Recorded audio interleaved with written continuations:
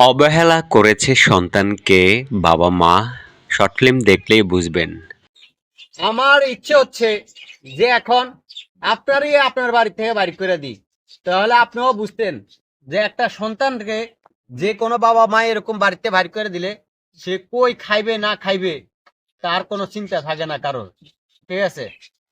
তো কাকা, সত্যি কথা কি যে যে কোনো মানুষের ভিতরে যদি ইসলাম শিক্ষা থাকে তাহলে সে তার সন্তানের সাথে মিষ্টি সুরে কথা বলে, খুব সুন্দর কোমল ভাষায় কথা বলে, তাকে আদর করে বলে।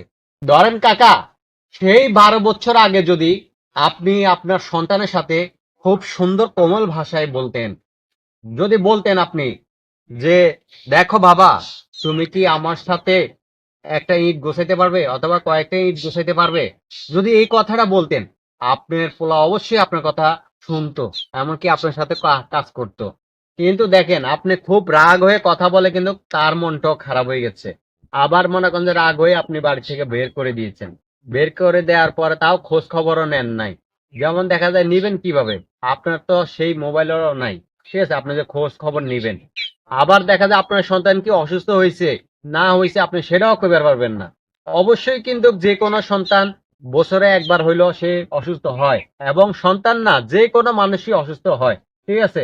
তো তার অসুস্থ সময়ে যদি আপনি খোঁজ খবর নিতেন, অবশ্যই কিন্তু তার মনের ব্যথাটা সবাই বুঝতো। ঠিক আছে?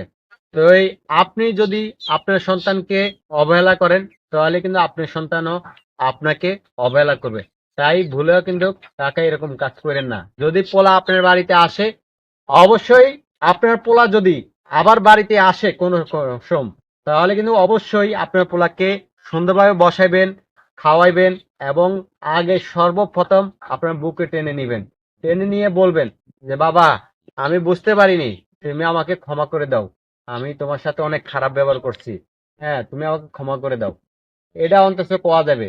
কারণ বাবা কিন্তু মনে করেন যে এটা বললে তখন সন্তান অটোমেটিক বলবে, সন্তান বলবে বাবা, আমি আপনার ছেলে, আমি আপনি যতই অন্যায় করেন ছেলের কাছে কখনো ক্ষমা চাওয়া যায় না। তখন ছেলে অটোমেটিকই আপনাকে এই কথা বলবে। ঠিক আছে? তাহলে অবশ্যই কাকা, এই জিনিসটা এই পৃথিবীর প্রত্যেক বাবা মার মেনে নেওয়া উচিত, ঠিক না?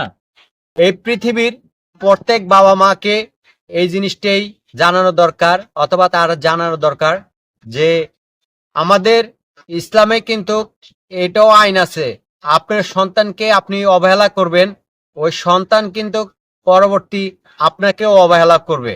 তাই কোনো বাবা মা বিশেষ করে সন্তানের সাথে খারাপ ব্যবহার করবেন না, এবং কোনো সময় অবহেলা করবেন না।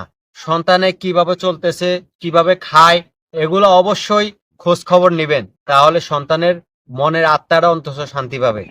আমার ভিডিওটা কেমন লেগেছে সবাই অবশ্যই জানাবেন। আল্লাহ হাফেজ, ভালো থাকবেন।